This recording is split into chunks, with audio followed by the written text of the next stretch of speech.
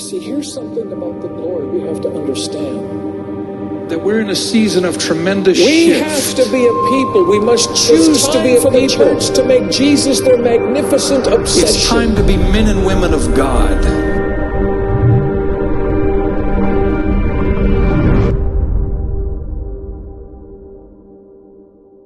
Hello everyone, this is Reshma Allen with Still Waters International Missions. Today I have a very special friend, my best friend with me. I have been wanting to bring her to our studio for a long time and have her share her testimony with all of us. And it is just an amazing testimony what happened in her life some years ago. And she went into labor with her third child, and she ended up staying in the hospital for 12 days. And during those 12 days, she went through this situation where she was hanging between life and death, and the doctors and all the medical staff were keeping her, trying to keep her alive.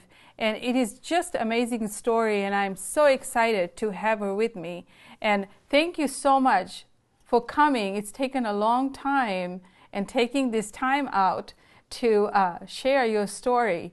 And I just cannot wait for you to share this story. The world needs to hear it, because when this happened, CBN, that's Christian Broadcasting Network, did a testimony on their program, and they did 10 hours of recording, but they only shared 8 minutes of it. Very little, but there were so many things that happened during that time that you need to hear it. It's going to be encouraging and amazing. And I want her to share every nitty-gritty detail, because we want the whole picture of what happened. So, Tami, tell us what all happened. I want my viewers and people around the world to know exactly what happened. It's just an amazing story. I am so excited to be here and get to share, and so honored to share what God has done in my life. And Bruce and Reshma have walked through a lot of this with me, so there's a lot to unpack and a lot of just the miraculous working of God through this time. Right. And the first time I remember we met you was in a church in this little town of 𝗕𝗿𝗃𝗃. And Yes. You had come up after the ministry, we had ministered, come up for prayer. And what had happened after Bruce had spoken, all these young people, he called them up to pray for them, because the Lord impressed on him to pray for all these youths in the church. And he prayed for each and every one of them and prophesied. And after that, these youths won't leave the altar. And he's like, okay, well, if you're not going to leave the altar, then you are my prayer team. Right. And he lined them up, and he had them face the audience, and he said to people in the church, hey, if you need prayer, these kids are going to pray for you, and we are going to see some miracles today. And what's amazing about this is that this particular church it was an interesting place. I don't know how much of move of the Spirit they believed in.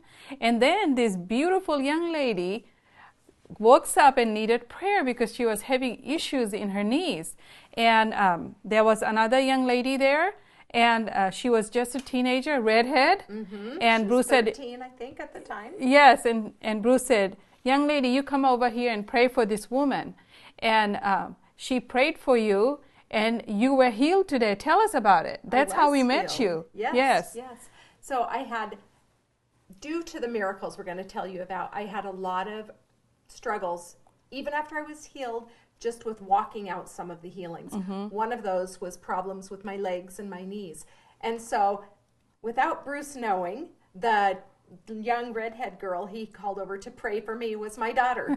So, my daughter, as a young teenager, prayed for healing for me, for my knees and my legs, and I was healed at that time. So, that was really a neat beginning to our relationship. Our relationship started out with miracles. Yes. And Bruce and Reshma did not know at the time the miracle that we are going to share today. Right. But as we became best friends, we've walked through a lot of things together. We've traveled the world together. Right. And we've done life together. In fact, Bruce and Reshma are my kids' godparents. Yes. And she's my sister in the Lord and my heart sister.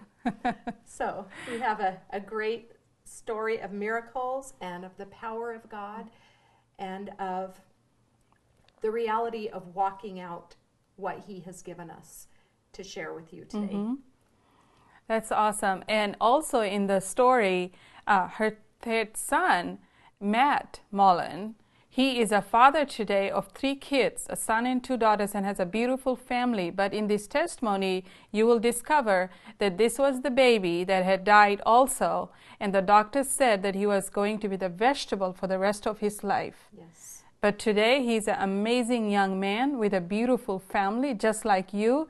Doctor had said that, you know, you were dead also. And I think so in the process of the whole testimony, you had died 3 times. Correct.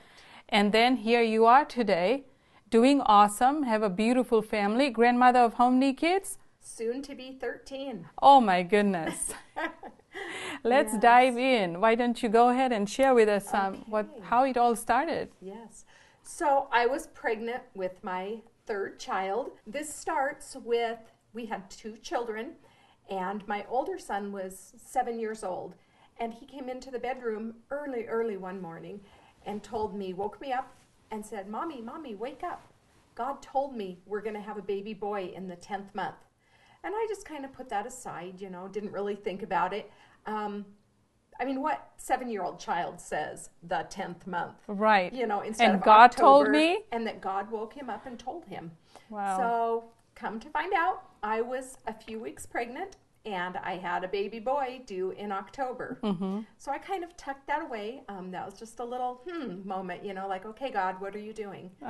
Well, October came and went. And I should have gone into labor, but I didn't. In November 1st, the doctors checked me and said that I had gone into 10 gestational months.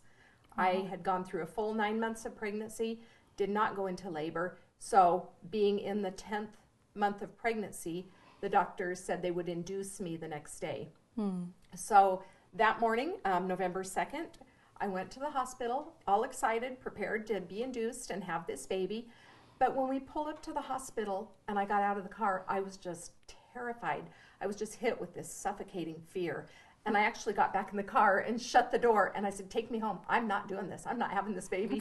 And, you know, of course, we prayed, and we just covered the day in prayer and asked for the Lord to go before us, to touch every doctor, every nurse, every medical staff, for the Holy Spirit to go before us and prepare every moment of the day for that child's birth, to speak to every person that was involved on the medical staff, and to just completely go before us and prepare the way.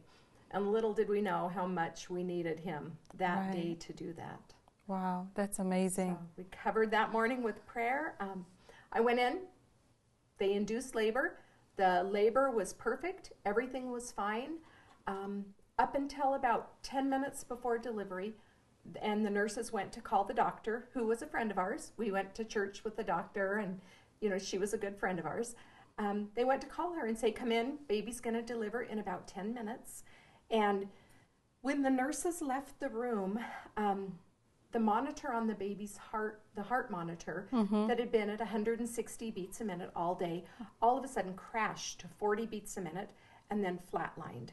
And the baby had died inside of me. Wow. The nurses didn't know what caused that, you know, and they thought maybe the baby had pinched the umbilical cord, like he had rolled or wrapped it around his neck. And they began rolling me back and forth, trying to reposition the baby. And trying, before the doctor got there, to do something to save this baby. I started telling them I couldn't breathe and that I was sick, I was nauseous, I couldn't breathe, I was suffocating, and they didn't know why that would affect me if the baby had pinched his umbilical cord. My last memory is the nurses grabbing the oxygen mask and putting it over my mouth, and I remember pulling that off because I thought it was suffocating me. And I remember my oldest sister was in the room with me, and she put it back on my face and held it over my face, and I remember her screaming at me to breathe for the baby. And then I remember everything going black, and I passed out, and I went into a grand mal seizure and began seizing, and that's when I passed away. Wow. So all this time when you were home and pregnant until just before you came to the hospital, the baby was moving, everything was fine, you were feeling fine, no complications. Yes. The Perfect only pregnancy. perfect. Wow. And all of a sudden you go to hospital. As you are going, you feel this fear, and it was like tangible, Yes. like what is going on? Yes. And then you go, and then this starts happening in 10 minutes. Right. I had been in labor for probably 6 hours, 8 Oh, hours. okay. So it was through the day progressing. It was right Oh, before okay. delivery Okay. that this just emergency happened. So the doctor got there, and they began doing everything they could to revive me. The baby was dead inside of me this whole time because the doctors practice saving the mother before they save the unborn child. Right. And so for 20 minutes, they tried to revive me. They did, they shocked my heart. They used the paddles on my heart. They did everything they could to bring me back. And after 20 minutes, they made the decision that I was gone and that they could not save me or the baby. Wow. So from my understanding, because I was dead and the baby was dead, they did an emergency cesarean to take the baby out. And didn't use any pain meds or anything. They just did the cesarean and covered me with sheets and pushed my body aside. And the doctor, who was also a good, like I said, a good friend of ours, Right. she said all she could think is that I lost Tami. I can't lose the baby as well. And she grabbed the baby, who now had been dead for over 40 minutes. Wow. And began doing CPR on him and trying to revive him. They tried to get oxygen going. They tried everything they could, and there was no life. And after 20 more minutes, the other doctors in the room made her stop and said, this baby is gone. So they put the baby up on the shelf, and this is a very small town. Has, 3,500 people in.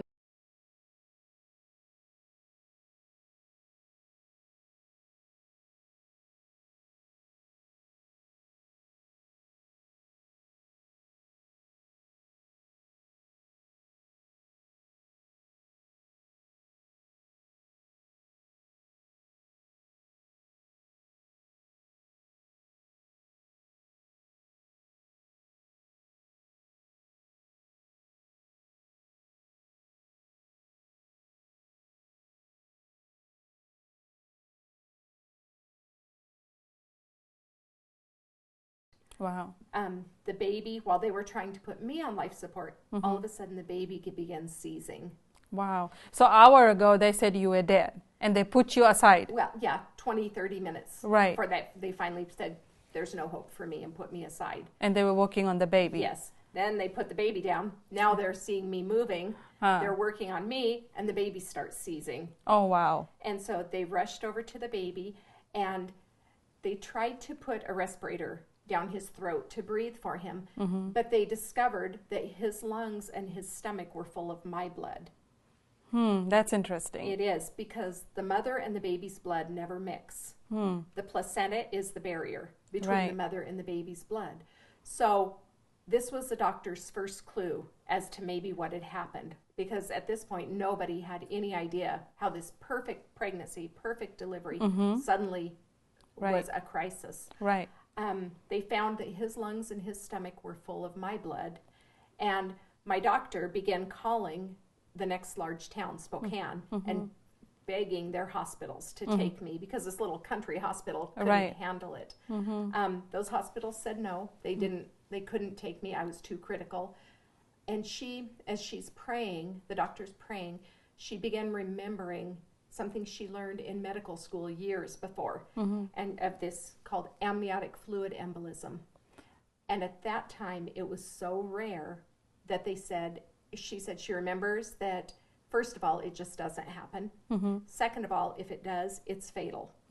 So she shared her suspicions with the larger hospitals, and they said, no, it's a fatal disorder. We don't send her. We don't want her dying here. Wow. You know. Would you explain to our viewers what that actually is in simple terms? Yes. According to what the doctors told me in layman's terms, amniotic fluid embolism is a disorder where something tears in the mother's uterus, and somehow the mother begins bleeding into the uterus with the baby, and the other end of the torn artery begins pulling the amniotic fluid into the mother's bloodstream. Wow. And they said where amniotic fluid is created by God for the baby to be in, Right. it is deadly if it gets intravenous What into happens? the mother's blood supply. The doctor said when it goes into the blood vessels, the arteries, it reacts with the human red blood cells, the components of the human blood, to become identical to strychnine. Wow. And begins causing every cell in the human body, every cell, first of all, in the bloodstream, to begin rupturing and hemorrhaging. And as that blood is pumped to every cell in the body, every cell begins rupturing and hemorrhaging. Wow. That's amazing. Yes. Wow. I had never heard of such a thing. I know, me neither. And what did they say? What is the rarity of this happening? They said at that time, the odds of this happening were 1 in 800 million pregnancies. Wow. And at that time, there were 3 known cases worldwide, and only one person had survived it. But she had been a vegetable for 10 years, completely brain dead. Wow, that's amazing. And at this time, the doctors in the little town of 𝗕𝗿𝗃 suspected it, but there was no confirmation. You know, Right. they were just kind of remembering, maybe what if it could be this? Right. So meanwhile, the baby, you know, they had to pump his stomach and his lungs of all of my blood that was in them to be able to get him on a respirator. Wow. While they were doing that with him, I began bleeding out of my eyes, my ears, my nose, certainly the cesarean. Everywhere there had been an IV in my body, the IVs fell out and I began spouting blood out of those sites. So the nurses would rush over and try to hold the IV sites, and the blood would run under my skin and come out my pores. Wow, out of your pores. Out of my pores. From your eyes. Yes. From everywhere. Oh, wow. Wow, Yes. That's amazing. And the Can't even doctors- picture it. No, I'm glad I don't remember it. But the doctors said that I went into what is medically known as DIC, which has to do with using all of the clotting components in the red and the white blood cells. Where every cell in my body had ruptured and hemorrhaged, my body was pulling everything from the blood, as I understand it, to try and hold my body together. And therefore the blood became so thin that my blood vessels could no longer hold it, and it just became seeping out of my body everywhere. Wow, that's amazing. Just Yes. seeping out from everywhere. Yes. The doctors there, I bled out so quickly that they did not have time to match my blood type. And so they made the decision to empty all of the blood in that hospital into me. All the blood, All all the different types of blood. Yes. Which they know is fatal. You Wow. cannot give the person the wrong blood type. But I would have been dead without it. So within minutes, they began just pouring everything they had into my body. My parents got there to the hospital about the time that they ran out of the local blood supply in that little hospital. So that hospital used every blood type and Yes. all the blood they had in that hospital. Yes. They used it all pumping in your body. Yes, in Wow. an attempt to keep me from bleeding to death. And that's not supposed to be done, right? Right. So what made them kept on doing? They're trying to keep you alive and pump all the blood. That's I amazing. believe it is due to my doctor Yeah. knowing the Lord, loving the Lord, and being willing to hear his voice. Wow. And, you know, of course, Dr. Johnstone was an amazing doctor, but she also knew the Lord. Right. And she went above and beyond to save my life and to Wow. hear the Lord. Yeah. And about the time my parents got there, they had run out of blood.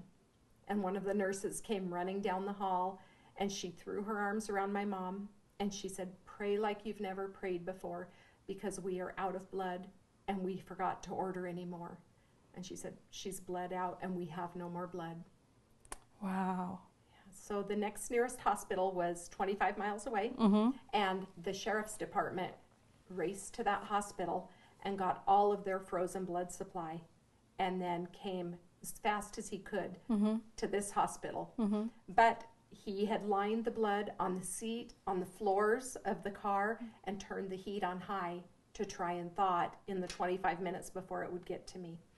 And he said he had to be careful not to overheat it and destroy it, but to still try and get it thawed. Wow. Yes. That's just amazing to me. So when they got there, when he got the blood to the hospital, the nurses met him, the medical staff met him at the door, and several of them grabbed those packets of blood. And as they were running down the hall towards the ER room, they're working it and trying to break the ice up in it. When they got into when they used up all of the blood in 𝗕𝗿𝗃𝗃, and there was no more blood, they had called for 𝗕𝗿𝗃𝗃𝗃 Hospital to bring all of their blood supply. When the time frame, the 25 minutes from when they left the 𝗕𝗿𝗃 Hospital to get to 𝗕𝗿𝗃, I had completely bled out. Wow. And they called our pastor into the operating room, and they said it's the first time they've ever allowed a non-medical person into the ER. But the doctor told him that I had bled out. There was no more blood in the hospital. The next nearest blood was 25 minutes away. And he said when he came in, my body was completely gray, except for my fingers and my toes, and my lips were black. All of the monitors on the walls had flatlined and were sending out alarms. There was no blood pressure, no pulse, no heartbeat, and I had died again. Wow, this is the second time. Yes. And every ounce of blood from your body had come out. Yes. You were bloodless, basically. Yes. Wow. Yes. Which is the cause of the black lips and the black fingers and toes are. And there's a medical term for that, but I can't remember off the top of my head. But when your nails turn black in your lips, that means you have completely bled out. Wow. So the doctor asked him if he would just pray. She said, there is nothing more medically we can do. She's bled to death. And he said he could not get to my body because of all the medical staff surrounding me. So he just laid his hands on the doctor's back, and they began praying. And they prayed for 10 minutes with no change, no response. And he said at some point he went over to the wall and leaned up against the wall, and he just began crying out to God as a friend, as my friend, losing a friend. And he said he just remembers quoting scripture back to God, that Lord, you are the one who says you're the same yesterday, today, and forever. He said, God, you are the one that says you're our God who changes not. You are the one who said to lay hands on the sick and they shall recover. You are the one who said to heal the sick, raise the dead. And he's just crying out to God, these scriptures and God's promises back to God. And as he's leaning against that wall, crying out to God, one of the nurses who also she was on the worship team with me at church. She was one of the medical staff in that room. And she said that she began screaming, oh my God, look, her fingers and her toes are turning pink. And they said my fingernail beds and my toenails began turning pink. Wow. And every person in that room watched a line of color begin rising from my feet up my arms, like an old mercury thermometer. Right. And that pink color just rising. Right. And when it reached my forehead, the monitors on the walls flashed on. Instantly, I had a heartbeat and a pulse. I had blood pressure with not a drop of blood in my body. Wow, so this whole time the pastor is at the wall, he's crying out to God, and all this medical staff and the doctor, the nurses, they're surrounding you and they are watching this happen. Yes. I wonder what was going through their mind. I had an amazing opportunity a couple weeks ago. I spoke at a local church and local home group. And in this group, that nurse happened to be there that night. And I was able to ask her to share from her perspective when this happened. Right. This is a very medical technician who watched the pink color come back, who was the one who screamed, oh my God, she's turning pink. Wow. And so she was able to step up and share from the medical perspective what they witnessed. And this just amazed me because in all of these years since this has happened, I did not know this fact until 2 weeks ago. But she said in the medical industry, when someone has bled out or when they're adding blood, you always begin turning pink from the heart out because the heart is pumping the blood out. That's Your right. extremities are the last thing to turn pink. And she said, for my fingers and my toes, to turn pink first is medically impossible. Wow, that is just amazing. Yes, and she said everybody in that room froze because she said they knew, they beyond a shadow of a doubt, they were witnessing an absolute miracle. Wow, our God is amazing, Tami. He is. You know, He does things above and beyond, things we cannot think of. It is impossible in human reasoning. Yes. And then He does stuff like that, and you are just like, oh, only God can do that. Only God. Only God And can do that. You know, for my heart to pump, Right, for pinkness to come back to my body right. with no drops, no blood in my body, Mm-hmm. that is medically impossible. Yeah, Yet everyone there witnessed it. right. And they said they knew in that moment they were witnessing a miracle, and they were witnessing the presence of God, Right. the very life of Right. God entering my body. Right. That's exactly what supernatural miracle is, that medical science cannot explain. Yes. Yes, that's just amazing. Wow. Yes. Well, I'm just thinking about it right now as you are talking, that just thinking about all those nurses and doctors in that room. That What a everyone beautiful sight. witnessed. Yeah. Yes. They all witnessed. I'm sure all of them did not believe in God. Did they? Probably the whole not. staff? Yeah. Probably not, but it was definitely something that they could not doubt. I'm sure they have never forgotten it. There is one member that was there that night who we'll talk about later, who became a Christian that night. Really? Because of what she saw. And it was a miraculous transformation of her life Uh-huh. because of witnessing this. Yeah, tell So us we'll a little have bit to about remember. her. Tell us. So she was the staff member who made the ultimate decision to give me all of that blood that was the wrong blood to keep me alive. She had to approve of that. And I talked to her a year after all of this had happened, and she wanted me to know. She was very emotional, and she told me that night that all this happened, November 2nd, that it was the first night for her back at work since August, when she had attempted to kill herself and end her life. And she said the thing was, that night she worked the night shift. That night she was going to do it again. And she said, this time I knew what to do it right, to end my life. And her whole plan was to kill herself in the late hours of that night. That night. That night. Her first night back at work since Wow. her previous attempt. And she said, but she had only been at work for 5 minutes when all this started. And she was called into it.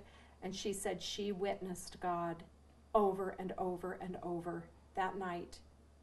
Wow. And she said she got down on her knees next to my bed, my ICU bed, and she asked Jesus into her heart, into her life, Wow. right there in that room. And she said every thought of suicide, every torment of suicide left her at that moment, and she has never been tormented with it since.